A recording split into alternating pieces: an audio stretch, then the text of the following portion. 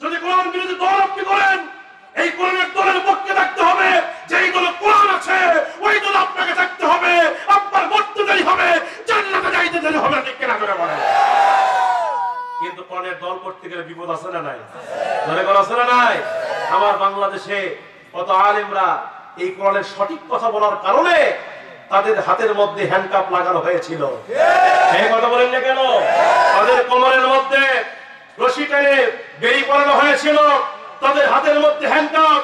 তাদেরকে মিথ্যা মামলা দিয়ে এই কোরআনের কথা বলার কারণে তাদেরকে জেলের মধ্যে বন্দী করে নির্যাতনের স্টিম রোলার চালানো হয়েছে, ঠিক কিনা বলে। আমি বলতে চাই, পঞ্চগড়ের মুসলমানদেরকে বলতে চাই, আমার এই বাংলার জমিনে কি অপরাধ ছিল মুফতি আমির হামজার, কি অপরাধ ছিল রফিকুল ইসলাম মাদানীর, কি অপরাধ ছিল আল্লাহ মামুন হক সাহেবের, কি অপরাধ ছিল কোরআনের পাখি আল্লামা দেলোয়ার হোসেন সাঈদী। কথা বলেন না কেন? আল্লামা সাঈদী কোন দলের সম্পদ নয়, তিনি গোটা পৃথিবীর সমস্ত মুসলমানদের সম্পদ। কথা বলেন না কেন? আল্লামা সাঈদী কোরআন থেকে তাফসীর করেছে 50 বছর, মাঠে ময়দানে দাওয়াতি কাজ করেছেন 50 বছর। আল্লামা সাঈদীর হাতে অসংখ্য মুসলিমরা কালেমা পড়ে মুসলমান হয়েছে। সেই মানুষটাকে তোমরা জেলের মধ্যে বন্দী করে ইনজেকশন পুশ করে হত্যা করেছ, ঠিক কিনা বলে। আল্লামা সাঈদীকে হত্যা করেছ। আজকের এই মাহফিল থেকে বলে যাই, আপনারা দেখে নিন, যারা আল্লামা সাঈদীকে এই জমিনে হত্যা করেছে, আল্লামা সাঈদীর তাফসীর থেকে এই লক্ষ লক্ষ কোটি কোটি জনতাকে মাহরুম করেছে, এদের বিচার এই বাংলার জমিনেই হবে। আপনারা কি বিচার চান? তো আল্লাহকে দেখায় দেন।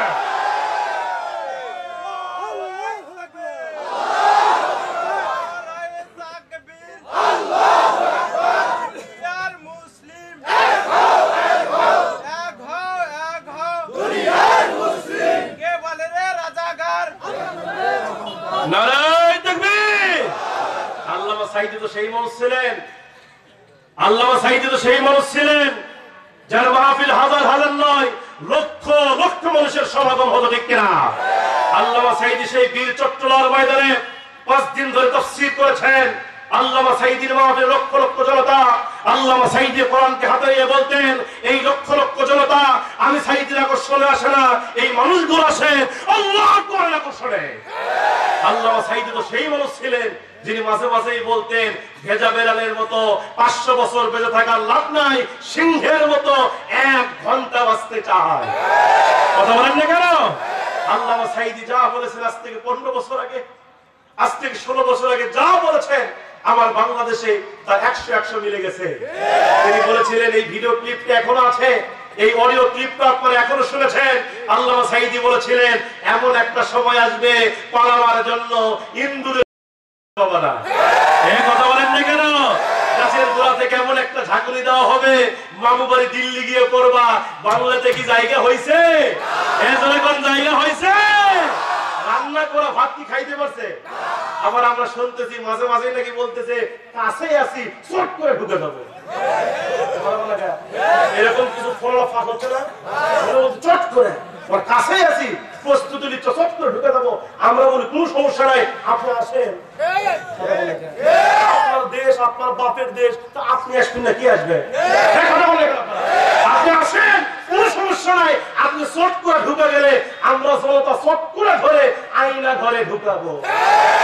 কথা বলেন না কেন? কম নির্যাতন করো নাই। ইসলাম যেখানে তোমাদের বাধা, সেখানে কোরআন যেখানে তোমাদের নির্যাতন, সেখানে বাংলাদেশে অসংখ্য তাফসীর মাহফিল 144 ধারা জারি করে বন্ধ করেছে। কথা বলেন ঠিক কিনা? এই পঞ্চগড়ের মাটিতে অনেক মাহফিল বন্ধ হয়েছে। আমার ভাইয়েরা যারা কোরআনের মাহফিল বাধা দিত, বন্ধ করতো, আজকে তাদেরকে বলতে চাই, তোমরা আসো। কথা বলেন না কেন? বাধা দিয়ে দেখো, পঞ্চগড়ের মুসলমান জুতা পিটা করবে, জুতা পিটা করবে, একটা কথা বলা ঠিক না। কোরআন তো বাবার সম্পদ নয়, এই কোরআন আমাদের কলিজার সম্পদ, ঠিক না? কোরআনের কথা আমরা বলবো, আল্লাহর কথা বলবে বান্দা, এর জন্য নাকি অনুমতির দরকার হয়। কথা বল না কেন? একটা মাহফিল করতে গেলে, তাফসীর করতে গেলে কত নেতার পিছনে ঘোরা লাগছে। কথা বল না কেন? একবার থানায়, একবার ডিসি অফিসে, একবার অমুক জায়গায়, একবার ওই নেতা, একবার ওই নেতা, আছে না নাই? আলহামদুলিল্লাহ আমরা দেখতে চাই আগামীতে যেন এরকম যেন কোনদিন না হয় যে কোরআনের তাফসীর মাহফিলের জন্য অনুমতি লাগবে। কথা বলেন না কেন? যে যেখানে পারবে যাবে, কোরআনের সঠিক আলোচনা জাতিকে উপহার দিবে, এতে করে জাতি আল্লাহর কথা শুনে অনুপ্রাণিত হয়ে ইসলামকে ভালোবাসবে। কথা বলেন ঠিক কিনা? সম্মানিত ভাইয়েরা আমার, এজন্য আপনাকে কোরআন মানতে হবে। কিন্তু আজকে আমরা কোরআন মানতে চাই না। কেন চাই না? কারণটা হচ্ছে আমরা জানি কোরআন মানতে গেলে অনেক বিপদ আসবে। কথা বলেন না কেন? কিছু লোক আছে বিপদের ভয়ে এই কোরআনটা ছেড়ে দিয়েছে। না, এই কোরআন তো নবীরা মেনেছে, সাহাবীরা মেনেছে, এই কোরআনের দাওয়াত তো দিয়েছে নবী মুহাম্মদুর রাসূলুল্লাহ, আল্লাহ দাওয়াত তো দিয়েছেন নবী মূসা। তারপরেও তারা আল্লাহ দাওয়াত দিতে গিয়ে নির্যাতিত হয়েছে, কিন্তু তারপরেও তারা পিছপা হননি। কথা বলেন ঠিক কিনা? কোরআন বলছে এই দাওয়াত দিয়েছেন হযরতে সাইয়্যিদনা ইব্রাহিম আলাইহিস সালাম, যিনি ছিলেন আমাদের জাতির পিতা। ইব্রাহিম আলাইহিস সালাম আমাদের কি ছিলেন? সবাই বলেন কি ছিলেন? জাতির পিতা। কিন্তু 16 বছর ধরে আমাদেরকে শেখানো হয়েছে জাতির পিতা নাকি অন্য কেউ। আমরাও বলেছি, স্লোগান চেঞ্জ হয়ে গেছে, জাতির পিতা শেখ মুজিব নয়, শেখ মুজিব ঘোড়ার ডিম, জাতির পিতা ইব্রাহিম। হ্যাঁ, কথা বলেন না কেন? শেখ মুজিব ঘোড়ার ডিম, জাতির পিতা কার কথা? মিল্লাত আবিকুম ইব্রাহিম ওয়া সাম্মাকুম। কোরআন বলছে জাতির পিতা ইব্রাহিম। কথা বলেন না কেন? কোথায় জাতির পিতা আর কোথায় সেরা স্যান্ডেলের ফিতা? কোথায় শেখ সাদি আর কোথায় বকরিল্লাদি? কথা বলেন না কেন?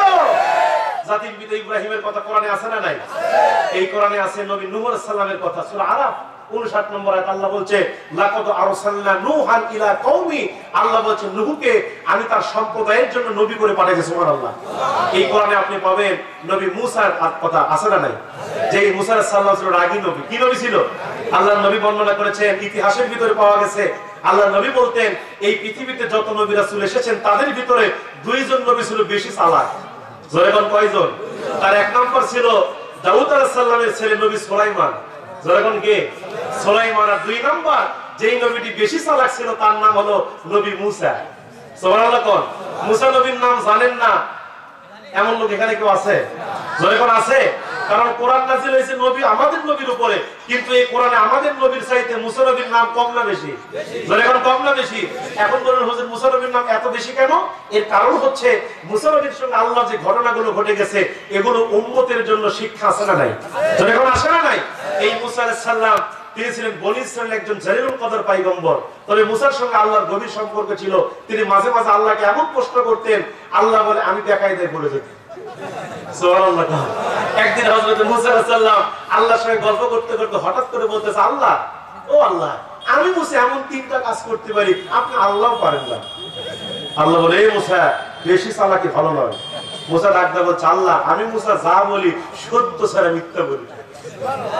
আল্লাহ ডাকতে বললেন, ও মূসা এমন তিনটা কাজ তুই করতে পারিস আমি পারি না। হযরতে মূসা ডাকতে বলছে, আল্লাহ এক নম্বরে আমি মূসা খাইতে পারি, আপনি আল্লাহ খাইতে পারেন না। আল্লাহ কি খায়? কিন্তু মূসা খায় কিনা? মূসা ডাকতে বলে, আল্লাহ আমি খাইতে পারি, আপনি খাইতে পারেন না। এবার আল্লাহ ডাকতে বলছে, মূসা দুই নম্বরে কি কাজ তুই পারিস আমি পারি না? সাইয়্যিদনা মূসা বলছে, আল্লাহ দুই নম্বরে আমি মূসা ঘুমাইতে পারি, আপনি আল্লাহ ঘুমাইতে পারেন না। আল্লাহর কি ঘুম আছে নাকি? লা তাখুযুহু সিনাতু ওয়ালা নাওম। আল্লাহ ঘুমও নাই, আল্লাহর তন্দ্রাও নাই। কিন্তু মূসা প্রত্যেক রাতেই ঘুমায়। মূসা আলাইহিস সালাম প্রত্যেকদিন ঘুমায়, কিন্তু আল্লাহ ঘুমাইতে পারে না। আল্লাহ বলে, মূসা তিন নম্বরে কি এমন কাজ তুই পারিস আমি পারি না? হযরতে মূসা ডাকতে বলছে, আল্লাহ তিন নম্বরে আমি মূসা কোনো একদিন মারা যাব, কিন্তু আপনি আল্লাহ কোনোদিন মারা যাবেন না। আল্লাহ কি মরবে? মরার কোনো সম্ভাবনা আছে? আল্লাহ পাক মৃত্যু থেকে পবিত্র, কিন্তু মূসা মানুষ, তিনি মারা যাবে। আল্লাহ আপনি তো কোরআনুল কারীমের মধ্যে বলেছেন, কুল্লু নাফসিন যায়কাতুল মাউত, দা ম্যান ইজ মর্টাল। প্রত্যেক প্রাণী মৃত্যুর স্বাদ গ্রহণ করবে। আইনা মা তাকুনু ইদরিকুমুল মাউত ওয়ালাউ কুনতুম ফি বুরুজিন মুশাইয়াদা। আল্লাহ বলেন, দুনিয়ার মানুষ তোমরা যেখানেই থাকো না কেন মৃত্যু তোমাকে পাকড়াও করবে। ঠিক কিনা? সেই মূসা আলাইহিস সালাতু ওয়াস সালামের কথা কোরআনে আল্লাহ বলছেন। হযরত মূসা আলাইহিস সালাতু ওয়াস সালাম কি আল্লাহ পাক দেখে দেখে বলছেন, ও মূসা তুমি এই মুহূর্তে যাও ফেরাউনকে কালেমার দাওয়াত দাও, ফেরাউন তাগুত হয়ে গেছে। আল্লাহ পাক মূসাকে বলছেন, ইযহাব ইলা ফিরআউনা ইন্নাহু তাগা। আল্লাহ পাক মূসাকে আদেশ করলেন, ইযহাব হলো আমরের সিগা। আল্লাহ পাক মূসাকে আদেশ করলেন, ও মূসা যাও ইযহাব ইলা ফিরাউনা, ফেরাউনের দিকে যা, ইন্নাহু তাগা, ফেরাউন তাগুত হয়ে গেছে। এখন আপনারা বলবেন হুজুর তাগুত আবার কি জিনিস? প্রশ্ন আছে না নাই? তাগুত আবার কাকে বলে? তাফসীর ইবনে কাসিরের মধ্যে এসেছে তাগুত বলা হয় ওই শক্তিকে যেই শক্তি নিজে ইসলাম মানে না, অন্যকে মানতে দেয় না, যেই শক্তি নিজে কোরআন মানে না, অন্যকে মানতে দেয় না, এই শক্তিকে বলা হয় তাগুতি শক্তি। জোরে বলেন ঠিক কিনা? ফেরাউন নিজে আল্লাহকে মানে নাই এবং নিজেকে আল্লাহ দাবি করেছে, এই জন্য ফেরাউন তাগুত হয়ে গেল। আল্লাহ পাক মুসাকে ডাকতে বলছে, মুসা তুমি এই মুহূর্তে যাও ফেরাউনকে কালেমার দাওয়াত দাও। ফেরাউন হযরতে মুসা ডাকতে বলে, আল্লাহ কালেমার দাওয়াত তো দেব ঠিক আছে, কিন্তু আমার জিহ্বা তোতলা। জিহ্বা কি? আর তোতলা মানুষের রাগ কম না বেশি? মুসা বলে, আল্লাহ আমার রাগ কিন্তু বেশি। তাফসীরের মধ্যে এসেছে মুসা যখন রাগ করেছে তার মাথার চুল পাগড়ি ভেদ করে দাঁড়িয়ে যেত। হযরতে মুসা নবীর রাগ বেশি, মেজাজ গরম হয়ে যায়। এই জন্য আল্লাহকে ডেকে ডেকে বলছে, আল্লাহ আপনি আমার কণ্ঠকে সুন্দর বানায় দেন, আমি কথা বলতে গেলে আটকে আটকে যায়, আমার কণ্ঠ ভালো বানায় দেন। আল্লাহ ডাকতে বললেন, ও মুসা আমি আল্লাহ তোর কণ্ঠকে ভালো বানায় দিলাম। শুধু তাই নাই মুসা, তোর আপন ছোট ভাই হারুনকে আমি আল্লাহ পাক এই মুহূর্তে নবুয়ত দান করলাম। আল্লাহু আকবার। তোর ভাইরা আমি নবী বানায় দিলাম। এই দুইটা ঘোষণা যখন আল্লাহ দিয়ে দিল, মুসার কণ্ঠ ভালো হয়ে গেল, অন্তরের মধ্যে প্রশস্ততা পেয়ে গেল, ছোট ভাই হারুন নবী হয়ে গেল। মুসা নবী তখন আনন্দ চিত্তে, হযরতে মুসা আলাইহিস সালাম আনন্দ চিত্তে, হযরতে মুসা আলাইহিস সালাম দৌড়ায়া ফেরাউনের রাজদরবারের মধ্যে ঢুকে পড়লেন। ফেরাউনের রাজদরবারের মধ্যে মুসা যখন ঢুকে পড়ল, ফেরাউন ওই সময় তার সিংহাসনে বসে আছে। এবার হযরতে মুসা আলাইহিস সালাম ফেরাউনকে দেখা মাত্র হযরতে মুসা আলাইহিস সালাম ফেরাউনকে ডাকতে বলছেন, ও ফেরাউন তুই এই মুহূর্তে পড়ে নে লা ইলাহা ইল্লাল্লাহ মুসা কালিমুল্লাহ, এক আল্লাহকে রব বলে স্বীকার করে নে, আর আমি মুসাকে নবী বলে স্বীকার করে নে। যদি আল্লাহর উপর ঈমান আনতে পারিস আর আমি নবীকে নবী বলে স্বীকার করতে পারিস, ও ফেরাউন তোর মরতে দেরি হবে কিন্তু জান্নাতে যাইতে দেরি হবে না। এই জন্য তুই কালেমা এই মুহূর্তে গ্রহণ করে নে, ঈমান গ্রহণ করে নে। এই দাওয়াত যখন হযরতে মুসা আলাইহিস সালাম যখন ফেরাউনকে দেওয়া শুরু করলো, এই দাওয়াত ফেরাউনের কানে যখন পৌঁছে গেল, ফেরাউন তখন ডাকতে বললেন, মুসা রে তোর কালেমার দাওয়াত বন্ধ করে দে। ফাকালা আনা রাব্বুকুমুল আলা, আমি তো তোর খোদা। নাউযুবিল্লাহ করেন না আপনারা? ফেরাউন বলতে আমি তো তোর খোদা, আমি তো তোর রব, আমি তো তোর আল্লাহ, তুই আমার আল্লাহ মান। হযরতে মুসা ডাকতে বলছেন, এটা কখনো সম্ভব না, তুমি আমার আল্লাহ হতে পারো না, তুমি আমার খোদা হতে পারো না। আমার খোদা তো হুয়াল হাইয়ুল কাইয়ুম, যিনি চিরস্থায়ী চিরঞ্জীব, তিনি তো আমার খোদা, তুমি আমার কোনোদিন খোদা হতে পারো না। এই কথা যখন মুসা বললেন, আমি তোমার খোদা মানতে পারবো না, আমার খোদা হচ্ছে আল্লাহ। আল্লাহু আকবার বলেন। আমার খোদা হচ্ছে একমাত্র আল্লাহ। মুসা যখন এই কথা বললেন, এমন সময় ফেরাউন রাগান্বিত হয়ে গেল। তাফসীর ইবনে কাসিরের বর্ণনা সংক্ষিপ্ত আকারে বলছে, ভাইরা যেহেতু আমার হাতে সময় নেই, আমার মুসলমান ভাইরা, এবার ফেরাউন রাগান্বিত হওয়ার পরে মুসাকে ডাকতে বলছে, মুসা তুই যদি আমার খোদা হিসেবে না মানিস, যদি তুই আমার আল্লাহ হিসেবে না মানিস, তুই যদি আমার খোদা হিসেবে না মানিস, এই মুহূর্তে আমি তোর হত্যা করে ফেলবো, আমি তোর দুনিয়া থেকে বিদায় করে ফেলবো। এই কথা যখন ফেরাউন বলল, মুসা ডাকতে বলছেন, কখনো না, তুমি আমারে মারতে পারবা না, কারণ বাঁচানোর মালিক কে? জোরে বলেন, বাঁচানোর মালিক কে? যদি আপনি কাউরে মারতে চান আর আল্লাহ যদি তারে বাঁচাইতে চায়, দুনিয়ার মানুষ কি তারে মারতে পারবে নাকি? এই কথা বলেন না কেন? এই জন্য মুসা ডাকতে বলছে, তুমি আমারে মারতে পারবা না, আমার আল্লাহ বাঁচায় দিবে। এই কথা যখন মুসা বলল, ফেরাউন আরো রাগান্বিত হয়ে গেল। ফেরাউন আরো রাগান্বিত হয়ে গেলেন। রাগান্বিত হয়ে এবার ফেরাউন তিনি সৈন্য বাহিনী তৈরি করলেন, হাজার হাজার সৈন্য বাহিনী তৈরি করলেন, মুসাকে হত্যা করে ফেলবে। এই জন্য সৈন্য বাহিনী যখন তৈরি করা কমপ্লিট হয়ে গেল, হযরতে মুসা নবীকে মারবেন এমন সময় হযরতে মুসা আলাইহিস সালাম তার উম্মতদেরকে নিয়ে দৌড় মারলেন। জোরে বলেন, কি করলেন? হযরতে মুসা সাগর মুসা নবীর সামনে, কিন্তু ফেরাউন বাহিনী তিন দিক দিয়ে আক্রমণ করেছে, সামনে লোহিত সাগর। এমন সময় মুসা আলাইহিস সালামের যারা উম্মত ছিল, এরা ডাকতে বলছেন, ও মুসা আজকে বুঝি আমরা ধরা পড়েই গেলাম, আজকে বুঝি আমরা ধরা পড়েই গেলাম, আজকে আমরা কোথায় পালাবো? যদি আমরা ডান দিকে যাই ফেরাউন বাহিনী আমাদেরকে ধরে ফেলবে, যদি আমরা বাম দিকে যাই ফেরাউন বাহিনী ধরে ফেলবে, যদি আমরা পিছন দিকে যাই ফেরাউন আমাদেরকে ধরে ফেলবে, আর সামনে আমাদের মহাসমুদ্র লোহিত সাগর। আজকে আমরা কোন দিকে বাড়াবো? আমরা আজকে কোথায় যাব? আজকে বুঝি আমরা ধরা পড়েই গেলাম। এই কথা যখন উম্মতেরা বলতেছিল, আল্লাহর পয়গম্বর মুসা ডাকতে বলছে, উম্মতেরা রে, তোমরা টেনশন করো না, চিন্তা করো না, তোমরা ধৈর্য ধারণ করো, আমাদের সাথে আল্লাহ রব্বুল আলামিন আছে। আমাদের সাথে কি আছে? বান্দা বিপদে পড়লে সাহায্য করে কে? নবী মুসা আলাইহিস সালাম উম্মতদেরকে বলেন টেনশন করো না। আল্লাহ যেমন নবী ইউনূসকে সাহায্য করেছিল, যে ইউনূস আলাইহিস সালাতু ওয়াস সালাম নৌকা থেকে যখন ধরে ফেলে দেওয়া হলো, নবী ইউনূস আলাইহিস সালাতু ওয়াস সালামকে একটা মাছ গিলে ফেললেন, ওই মাছটাকে আরেকটা মাছ গিলে ফেললো, তারপরে ওই মাছের পেটের ভিতরে ইউনূসকে হেফাজত করেছে কে? আল্লাহ। জোরে বলেন, কে হেফাজত করেছে?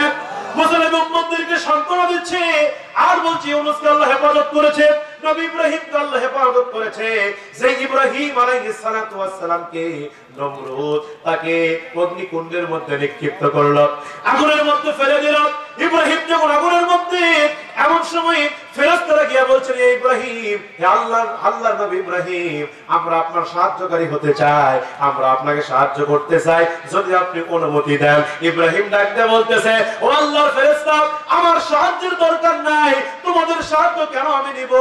যে আল্লাহর দাওয়াত দিতে গিয়া, যে আল্লাহর কথা বলতে গিয়া আমি ইব্রাহিম আগুনের মধ্যে পড়েছি, ওই আল্লাহকে আমারে দেখে না। আল্লাহু আকবার বলে। ইব্রাহিম নবী বলতেছে যে আল্লাহর কথা বলতে গিয়া আমি আজকে আগুনের মধ্যে নিক্ষিপ্ত হয়েছি, ওই আল্লাহকে আমারে দেখে না। ঈমান কারে বলে দেখেন? ঈমানটা কত দামি ছিল তাদের, তাদের ঈমানের পাওয়ারটা কত মজবুত ছিল।